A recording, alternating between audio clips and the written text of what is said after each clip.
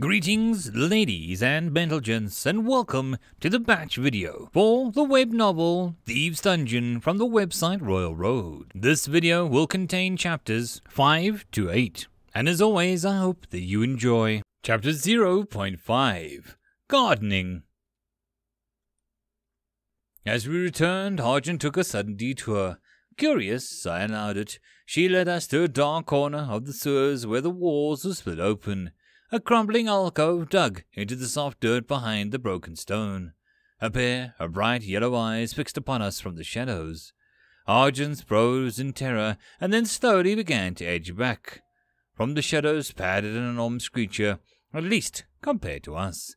It had the white, wise face of an owl, the shaggy body of a raccoon, and the fur matted with dry blood. Wings sprouted from its back, some kind of mutant chimera. With a sudden burst of defiance, Argent rose up into her hind legs. I suddenly realized she thought that I was a god. This must be the creature that wounded her before, and she wanted revenge now. She thought that I could simply smite it with a wrathful fire. I did the mental equivalent of an uncomfortable cough. I hated to reveal myself as less than omnipotent, but as the alcoon spread its wings and reared up, I frantically signaled to retreat. The beast lunged forward as it was like an avalanche of flesh pouring upon us. I screamed in sheer panic into Argent's brain, and she responded on instinct. There was a flash of light, and then we were elsewhere. We had passed through the beast, appearing on the other side, within its den. I saw a wealth of gold sparkling in the dark, grimy trinkets salvaged from the sewers below. Argent seized the battered silver lid of a tobacco tin in her jaws and turned just as the alcoon did. Two mortal enemies faced off. The alcoon moved slowly, using the full bulk to block off the entrance. All light was swiftly blotted out by the brown and black fur. Argent jumped again, slipping through the space and coming out on the other side of the beast. But this time it was ready. One of its hand talons kicked out, striking Argent in the side. The lid went skittering across the floor, and she opened her mouth to let out a pitiful squeal, sent rolling by the force of the blow. Blood dotting the pale fur of her haunches, we came up to our feet and ran. A split second later, the alcoon smashed against the ground, and we had been, turning faster than I thought was possible for something so big. Another burst of speed, and it was upon us. We leapt, space bent and was split like a kaleidoscope, and then collapsed back to normal. Only with us a few feet away now, the alcoon's jaw snapped at empty air. We kept our pace, limping away, teleporting whenever the beast was upon us, until we turned a corner. A barred grate stood before us. We ran for the safety that it represented. And in that moment before we reached it, the alcoon reached us. Argent tried to leap, but there was a brief moment of resistance when the fabric of reality tried to prevent us from punching through it. This time we failed to push past it and went nowhere. No escape from the descending claws. The alcoon had taken flight. Its wings scraped the top of the sewer tunnel. Its talons stretched out and reached for us as it swooped down. We reached the gate and struggled to squeeze through. Argent's ribs actually bending at the letter scrape between the bars. Too slow, too little. As we wiggled halfway through, the alcoon caught us. Pain launched through us, the first pain that I'd ever felt. As sharp claws dug into our hindquarters, there was a sudden wrenching pull, and the pain exploded into something unbearable. The rat's black left leg was gone. We fell through the grate, smearing blood behind us. Argent let out a defeated squeal and limped the last few inches to safety as the alcoon's claws thrust through the bars and raked on the ground. She collapsed, unconscious. I was suddenly deprived of my link towards her. Her senses had sight. I was alone again. I frantically sent mental prods to Orem, causing him to raise his sleepy head. I beamed an image of Argent to him, trying to communicate the desperate flight from the alcoon, the dire situation that I'd left her in. To my vast relief, he seemed to understand. Uncoating himself from the egg, he slithered away and out of my sight. I waited, and for once I was happy to be in the dungeon core, to be utterly unable to move or fight on my own. I could only wait, and waiting felt like a prison. All this happened because Argent had naively believed that I was a god. No, all of this happened because I wasn't. It felt like years before Aram returned, my rat clutched in his coils. He lifted her into the heights of the sanctum and laid her down next to me. Already I was pouring mana into her wounds, trying to fix her. The leg was gone. There was no helping that, but I could stop the bleeding. Harum turned and departed again. I stopped him sending negatory thoughts. No, it wasn't the time. I would kill that damn chimera. I would kill it with a fire and a fury. But right now, I couldn't have both my right and my left hand wounded.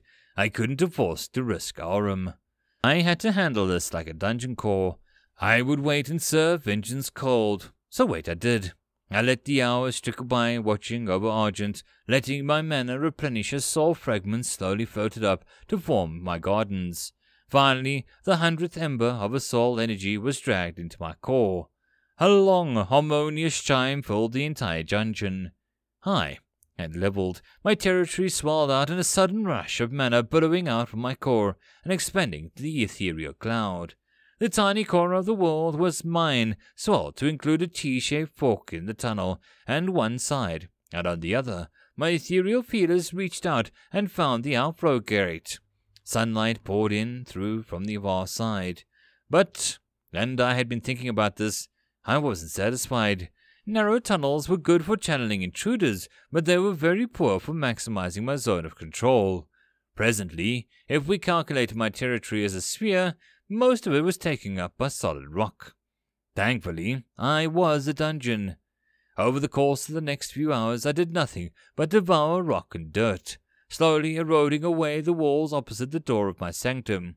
After hours of work, I suddenly burst through, finding exactly what I had expected, a tunnel opposite the one that I'd taken over. My cloud of influence expanded through the channel that I'd dug, and I rapidly widened the gap. Unfortunately, the tunnel I'd burst into was in use. Detritus was worse than sluicing through, and I gagged a little, mentally. With a godlike command, I simply collapsed the upriver end of the tunnel, wearing away the ceiling until the loose dirt behind the brickwork poured through and sealed us off. I continued to widen the connection between the two tunnels for most of the day, until finally I'd made a wide open clearing of mud and muck, perfect ground for expanding my fungus garden. What I now controlled looked like a fat-bellied H with one of its legs amputated. I considered closing off my other connection to the human world, but that seemed unwise. I still wanted so many things that I could only get by infiltrating their city. Instead, I merely weakened the walls and the ceiling until I could get collapse in short notice. And all of this time I had been steadily stockpiling mana, and now there was time to spend it. About 5 points went directly into expanding the garden, spreading nematocylia, bloody caps, common button mushrooms, and slimy algae across the newly cleared ground.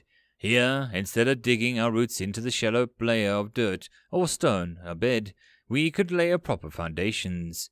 I even used a gentler form of eating to loosen up the soil, making it easy for them to entwine their complex networks of fungal tendrils through the earth. With the leavings that blocked the sewer tunnels and serving as manure, the new garden was well positioned to thrive. I dug several pits into the ground and channels between them, thinking that they'd fill up the next time it rained hard enough to fill my flood tunnel. Finally, I seeded rats, toads, and other small vermin throughout the burning another 5 mana, which was most of what I'd earned from the nematocylia's catches of the day. It was worth it, however. Common creatures like these were prodigious breeders, and I'd be reaping mana with the new generation born and, in time, buried. I had formed an ecosystem in a bottle. And to keep outside of intruders from intervening, I had just the thing. When my territory expanded, I discovered an unusual fungus hiding in the crack of a wall. A shy creature, it should release spores whenever it detected movement, spores that carried a sleeping poison. I absorbed it, and after a moment's hesitation, took in one of my schema. The image in my head suddenly clarified. I understood every cell of its simple lichen, the crude building blocks of a complex working whole. And because of that understanding, I could replicate it for barely any mana. My creation barely resembled the lowly original. Huge stalks sprouted from the floor of my dungeon, towering up to the ceiling. Spiraling patterns of tiny, paper-thin feeders sprouted along their lengths. The translucent white but tinged with tips of a colorful splash of electric blue. Even a slight pressure on those feeders would cause the stalk to spray soporific poisons into the air. Somnolent bloom. This shy, laconic fungal blossom is surprisingly well defended, warding off predators with a puff of spores carrying a sleeping toxin. They looked like pale corkscrew flowers, strange and beautiful. I made a veil on them, covering the entrance to the dungeon, but purposely left gaps so the smaller creatures would slip through. A filter, letting my prey in and keeping my predators out. A little like the combs of a baleen whale's. There it was again. How on earth did I know what a baleen whale was? I hesitated to point out the obvious, but a baleen whale can't even fit into a sewer. Of all the knowledge in the world to be taking up space in my mind, I couldn't think of anything that would be more unlikely or useless. And just when I started to ask myself questions, a notification burst into my mind and scattered those thoughts. You have reached the 2nd level. You may now choose an attunement. You will be able to choose 5 attunements in total, 1 at each of your first levels. You may choose to receive an additional schema slot, or an expansion to your mana pool, or the Great Wheel's Whim 1. End of chapter. Chapter 0.6. The Night Market. This time I decided against the wheel. While it had given me a good reward the first time, I seemed to have made the enemy of whoever was running the show. I wouldn't put it past them to make my reward some kind of curse. Instead, I chose a new schema slot. Since I had already spent both of mine, I'd leave this one in reserve to, capture something truly interesting. While Argent recuperated, I focused on digging down. My sphere of influence had expanded in that direction as well. And I had an idea. If I dug a hidden tunnel to the sanctum underneath the garden and flooded it, I could close the door that I created into, leaving only the root of my core disguised as a simple pond.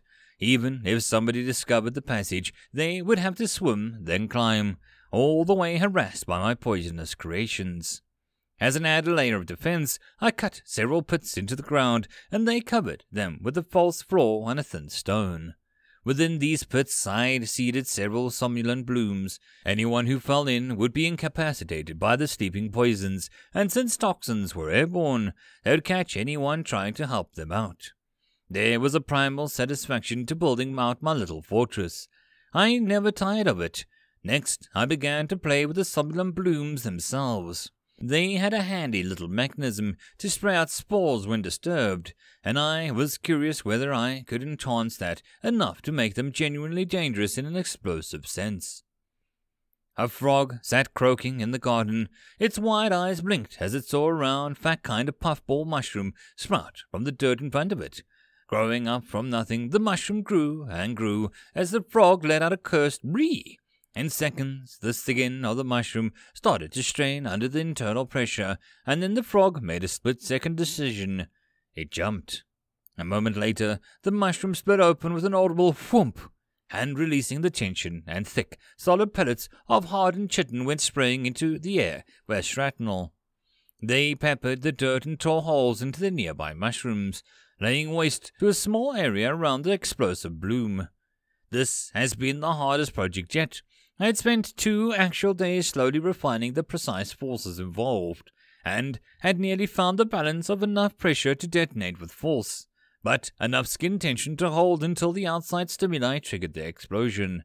Never mind the fact that I hadn't had one large enough to menace a human. In that time, I had successfully chewed away at the earth underneath the sanctum, creating an underground labyrinth that would only grow more treacherous once the rain came and flooded it. I had also sent Argent on several short scouting missions, mostly on her own insistence.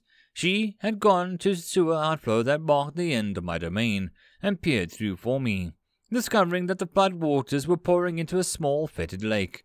I briefly considered having her move my ring just long enough to sweep the local wildlife and add to my repertoire, but something stopped me. It was in a core's instinct not to move, and there might as well been a good reason why. It was a shame, considering the amount of water that was waste being dumped into the lake. As disgusting as trawling through it would have been, there was every chance of finding at least one gemstone amongst the muck. With my experienced senses and Argent's help, we could fish out material for our new core. It would have to wait until the next time I leveled. In the meantime, I simply worked on my lair, nurtured my garden and planted poisonous seeds. Argent was moving faster and faster on her 3 legs, easily conquering her ratty obstacle course that I had built for her recovery. As for Aurum and the egg, neither moved. The golden serpent slept like the dead, slowly growing slightly larger, and the egg never made so much as a twitch. I tried pushing mana into it and to speed up the hatching, but to no avail. It was when Argent was making her furthest reconnaissance yet that something happened to disturb my idyllic little world. In the tunnel she suddenly encountered 3 men moving large wicker chest. The lantern cast a shadow around the corner, giving her time to scuttle into a shadowy nook before they came into sight. The 3 of them were dressed in leather aprons and short, fluffy caps, looking completely out of place, stomping through the sewer mud in boots. 2 of them lugged a chest, while the 3rd was gloved hands along the wall, reading the same marks that the fat man and the skinny man had been following. This way, he mumbled, and they paused. Argent scurried out, tailing behind them at a discreet distance. "That rat is following us," I cursed as one of them spotted her, sharper-eyed than his companions. "There are rats everywhere, Peter," the stockier man holding the other end of the chest answered with a lisping drawl. "It's a sewer." "No, it's the same rat. It only has 3 legs." "You're mad. The mercury fumes have gotten to you." I could have cheered for the stocky fellow. His dull eyes and uncurious mind. What? An absolute gem of humanity. Am not? "Don't worry so much, Peter," the 3rd man called back. He was as tall and skinny as a beanpole, with a proxy face that was coloured with a sickly yellow by the light of the lantern in his hands. "My grandpa's mad, and we still love him. Well, I do. My father hates him, but that's fine because I hate my father." "Why are you always on about your family?" the stocky one complained. "Well, I wouldn't be a criminal if I had a good home life, would I?" "That ain't true. That's outright bullcrap. It's poverty that's a predictor of criminal activity." The first one shot back blessedly, distracting from Argent as she continued to trail behind them. "Well, poverty contributes to an unstable home, and it's not like every beggar's a criminal," Lanky replied, pausing to read a symbol scratched onto the walls. The 2 behind him nearly ran into him as he abruptly stopped. "Both of you idiots," Stocky grumbled. They continued arguing like that all the way, fighting over the most obscure and inane things and crowding the damp tunnels with the sound of their voices. They reached the final bend, and the 3 paused and took a dark black hoods out. Only when they were masked did they continue through. The ceiling rose up high to a distant and gloomy vault. The tiny passageways of the sewer gave way to a wide cavern. The shadows gave way to the light of dozens of lamps. There was a city down here. When they constructed the sewer, they must have completely enclosed part of the river, because here it was, flowing broad and steady through the vast tunnel, and on the banks of that river a swarm of boats were lashed together. Rope bridges and planks spanning between the decks, lanterns swung from the mastheads. On the shores, black tents and piled boxes had built a shanty town. Everywhere, people were doing business. Everywhere, I saw a flag of 9 rats joined together by their tails into a wheel. In a stomp and a bustle of the crowd, Argent went entirely undetected. There were rats everywhere. They crowded into the corners and nibbled at the trash. They lifted their heads and squeaked as Argent scuttled by. Everyone here wore a mask. It was some kind of vast criminal market. On sale were every kind of thing, so long as it was stolen, and business was done in a strange silence. Instead of talking, they would communicate by hand signals. It lent a macabre and serious tone to the whole affair. It also meant that I had no clue what was being said. The 3 boys set up shop in the empty corner of the market, unpacking vials and oddly shaped bottles. Dead specimens in cages, body parts pickled in yellow brines. the smell of chemicals hung thick on their bodies, and they couldn't help but whisper as they worked. "Do you think that the Master Stober ever comes down here himself?" "Nah, that old bat's afraid of being caught. It's hanging for black alchemy." The stocky one shushed them, unconscious of the glares that they were attracting from the crowd that walked past. Clearly, these were not seasoned criminals. The last thing that took out was a steel cage, containing a small greyish creature. It had the body of a human, but the head and the wings of a bat, with a broad nose and 2 cute fangs, beady eyes, and a furless, wrinkled brow like an old man's. Disinterested, we slipped away, leaving those 3 to their business and scuttling out of the crate to a barrel, across the tethering lines of tents, moving from the secret routes only a rat can follow, to remain about the crowd's counter's feet. Finally, we found what we were looking for. Jules.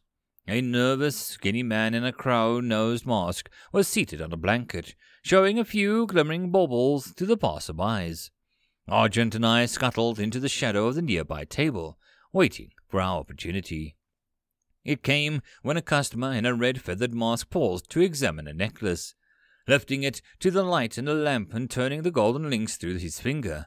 The seller tensed visibly, expecting some sleight of hand, and briefly taking his eyes off the trinket still on the blanket.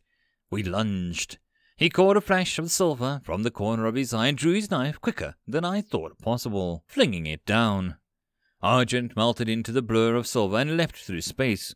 A blade thunked into the ground as she was already at the prize, snatching an emerald earring in her mouth and leaping again, vanishing into the shadows. The merchant was bewildered and distraught. "That rat!" he shouted, seizing the man with the red-feathered mask. Instantly all eyes were on him. Guards in closed helmets pushed through the crowd, seizing him as he stammered out in protest his innocence. All the while, we were smugly hidden from view, prize dangling from our teeth. I made the decision not to press our luck today. It would be better for them to not realize the man was telling the truth. As we retraced our steps, however, we were caught by the most of unlikely sources. We passed by the 3 alchemists as they had haggled in silence over a vial of something greenish and foul, when the bat-faced little creature suddenly pressed itself against the bars of the cage. It reached out a hand, waving at us. "Hey!" it whispered. "Take me with you!" End of chapter. Chapter 0.7. Contract. I hesitated. Curiosity compelled me to let the creature free. How? Didn't know Argent could understand it. Had been watching us as we trailed the alchemists, peering from between the bars of its cage, through the loose wicker of the chest that it was carried in. On the other hand, we'd be causing trouble for little benefit. "I know you're from a dungeon," the bat-faced mannequin whispered, and that settled things. Argent leapt into the cage, grabbing its tail with her jaw and pulling him with all that she had, and leapt again. This time the moment of resistance was pushed through, and the fabric of space was once more like slamming into a wall. We broke past. By the time we landed, the 3 alchemists had definitely noticed us. The little creature clung to our back as we dodged the clumsy stomp and dashed up the gangplank, into the floating side of the market, a roped-together convoy of little ships and barges. We scattered flocks of chickens as we ran, passing by merchants selling rattling bottles sealed with black wax, selling white cats, selling blood-red flowers under glass bells. The alchemists crashed through them like a crowd of elephants, breaking everything that they touched. We vaulted over the side of the ship and landed in the river.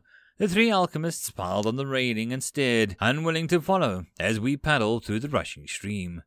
Before we were out of sight, we saw them being seized by the guards. We had definitely showed our hand today. With 2 different sources claiming burglary by a white rat, it was going to be much harder to steal from this market again. People would be on their guard, but the little creature clinging to Argent's back might be worth the trouble. I didn't have any minions who could speak, or with opposable thumbs. Argent was my eyes, and Orm was my fangs, but I had no hands, no voice. Argent hauled to herself out of the river and scuttled down the side flow, and I carefully averted my eyes from what she was seeing. "Oh, Cruel heavens, that someone with my eye for beauty would have to live in such a filthy sewer. I had been hesitating on choosing a new attunement, partly because I wanted to give the powers to be some time to forget that I had rejected their generous offer for my soul, partly because I genuinely wasn't sure what my place in the world was. I thought I knew now. The fact was that I was rather small for a dungeon. I wasn't able to field vast hordes of deadly monsters. I would have to be clever instead of strong. What I needed, I would take from the humans, stealing from under their noses. I slipped into a trance-like state, exploring the paths open to me.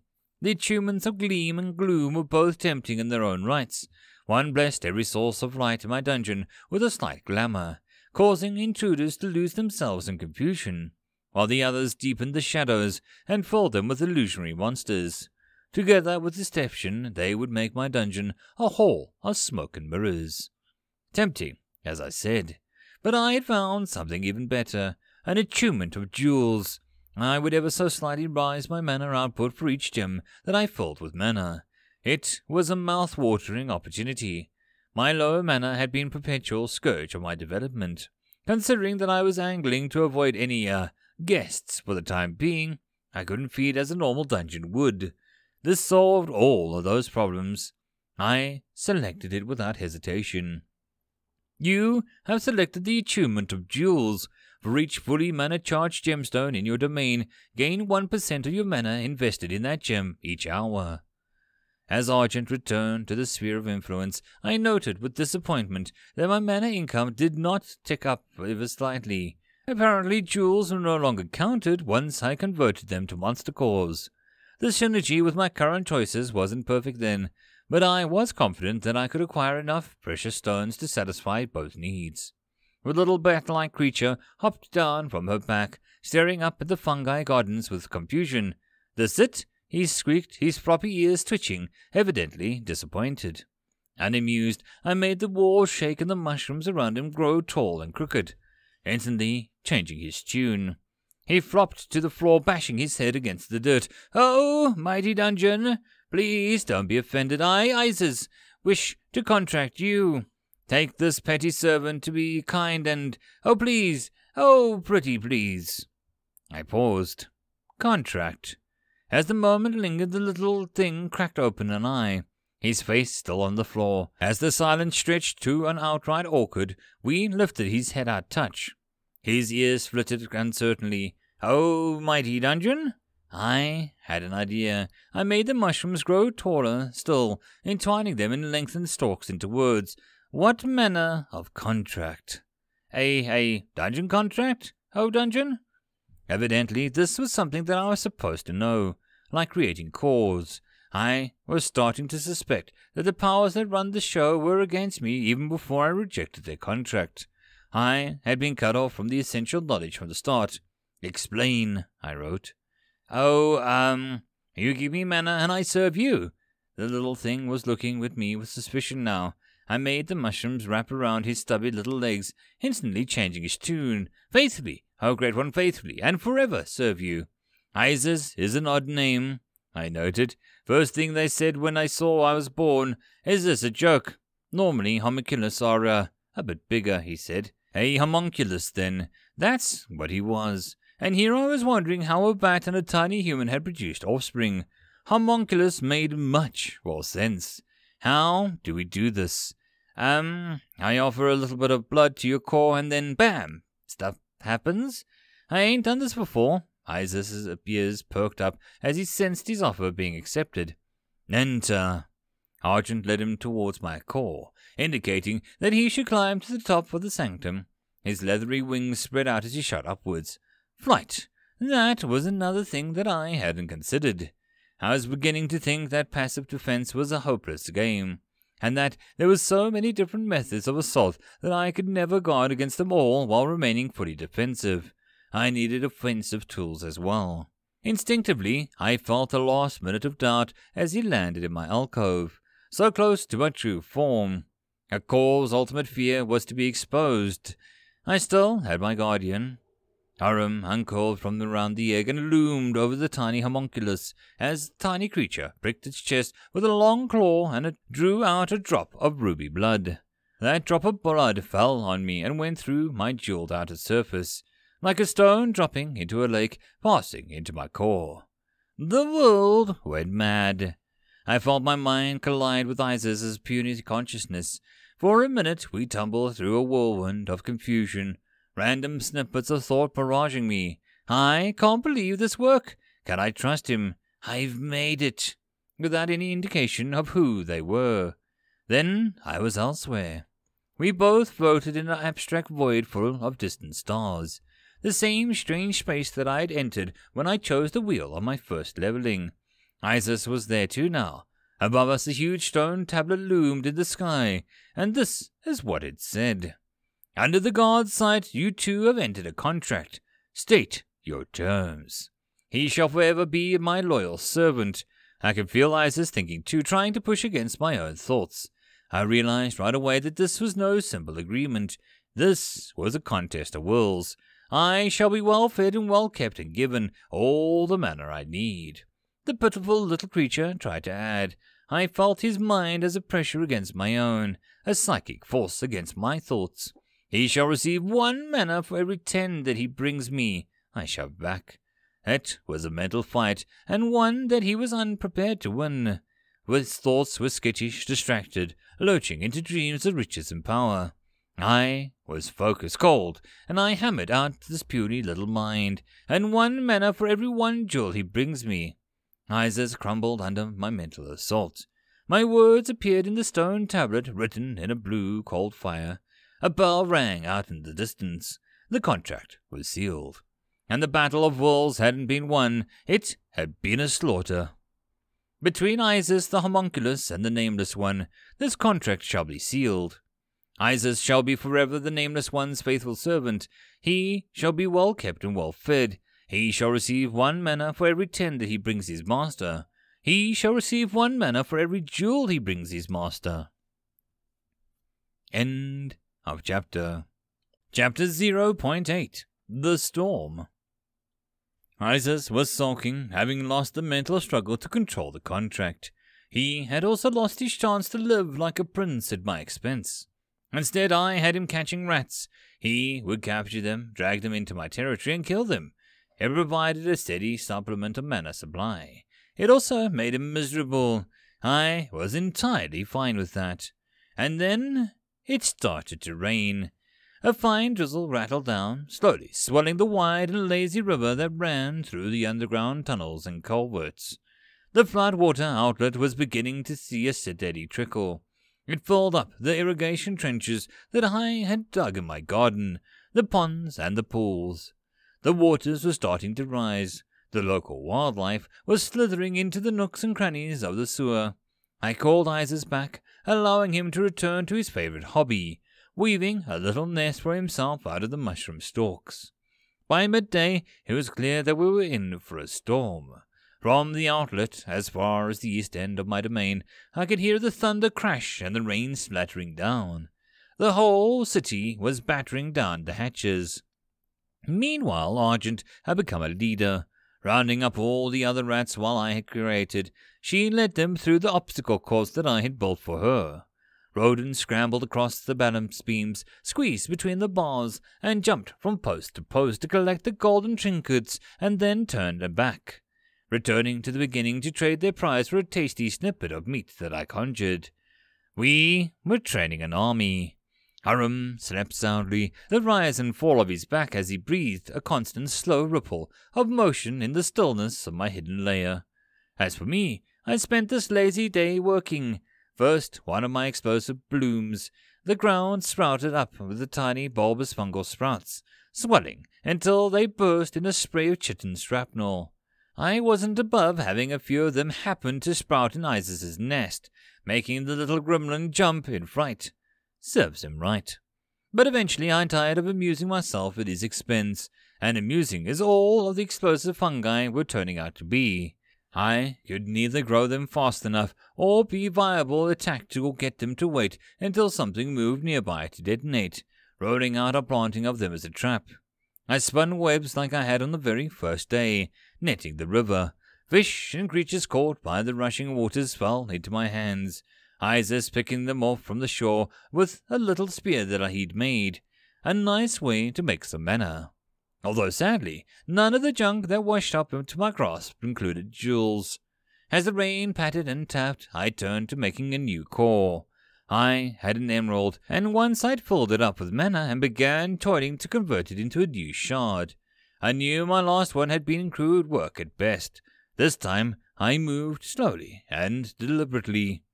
I formed a core of energy within the jewel using my mental strength, compressing the mana within to its limit until it burst into a pale flame that flickered till it danced into a visible wind.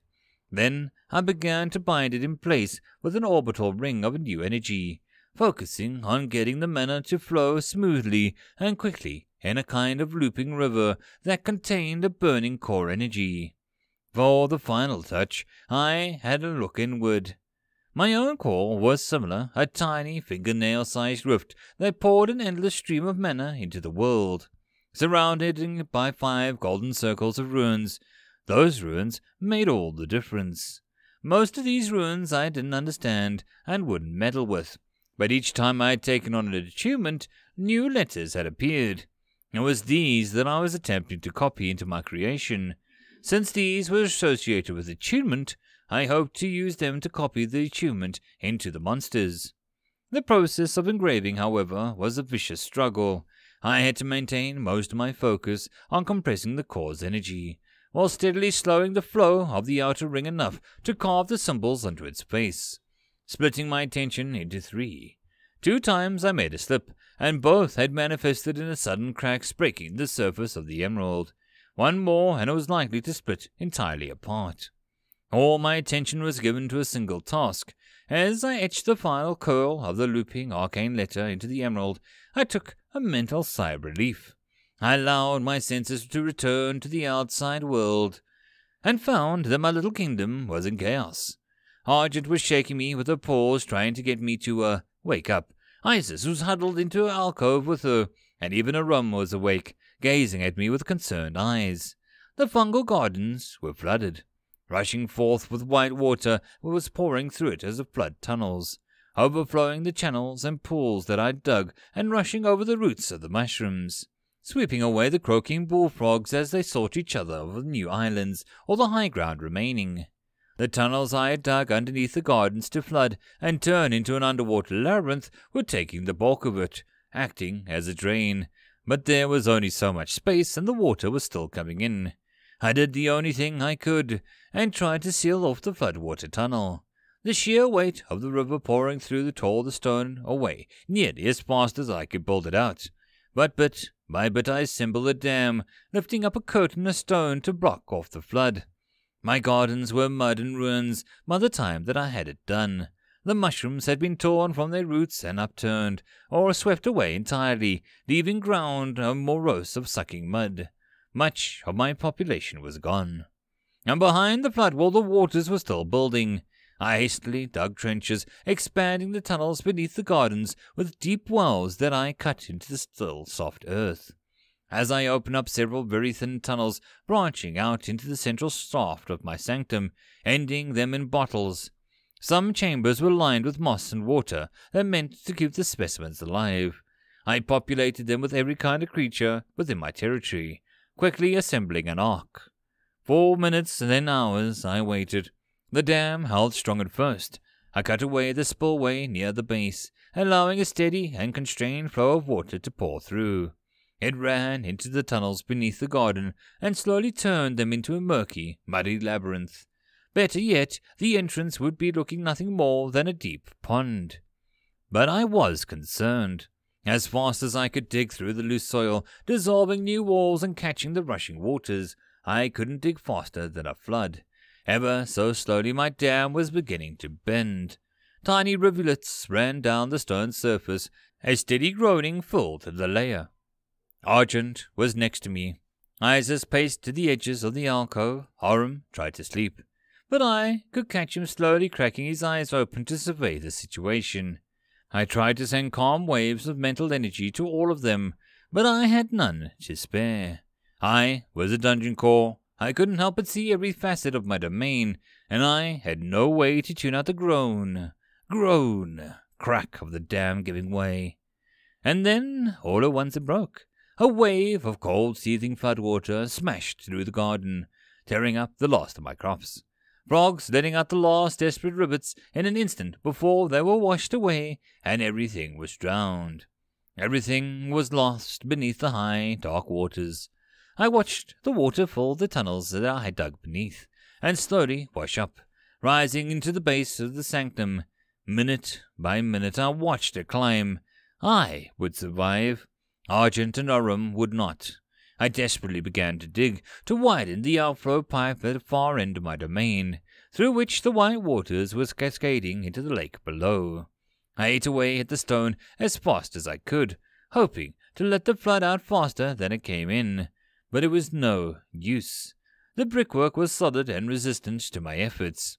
The waters were rising. I watched as the rat carcasses, blind fat fish, rustling bits of metal and scraps of bone, garbage from the sewers, clobs of mud, rotten apples, and fish guts all sailed through the river that filled the floodwater passage at the top of the ceiling. A last dish of inspiration struck me. I consumed everything. I ate the last of my fungus crop that had hidden itself beneath the earth. I ate, and I ate until I had enough mana to at least give a last-ditch effort. I consumed a blackened apple seed and all, and planted one into the dirt beneath the outflow grate. And then I poured my mana into it, all of it at once. The seed split open under the deluge of life, sending feeders and green through the dirt and stone, anchoring itself in a single sprout as it began to rise, and swell, and grow. It was like watching a river of timber pour up from the earth, thickening into a base of an enormous tree, its wriggling roots cracking open at the stone and splitting the top of its branches that passed into the roof, pushing out with a growing immense pressure, until the stone gave away and split the entire wall into torn apart, the tree still rising through. Outside the sewer there was a little lake where the overflow ran out, a lake overlooked by a tall brick wall, a part of the city above the foundations. The wall bulged out and splintered open, brick dust and rubble raining down as the tree reached the green branches through and spread its crown of leaves. The roots hung over the breach of the walls, white water cascading past its mighty trunk. And within my little lair the waters fell. They sank away just before they reached the top of my sanctum. Sliding back down to the floods, they found and knew easier routes to take, sloshing out into the lake. Cold air blew in from the hole that I had just breached in my dungeon. End of chapter. And that concludes this patch video. I hope that you enjoyed. If you wish to support the channel, there are numerous ways to do so down below. Until next time, I hope that you all have a good one. And I'll see you all in the next video. Cheers.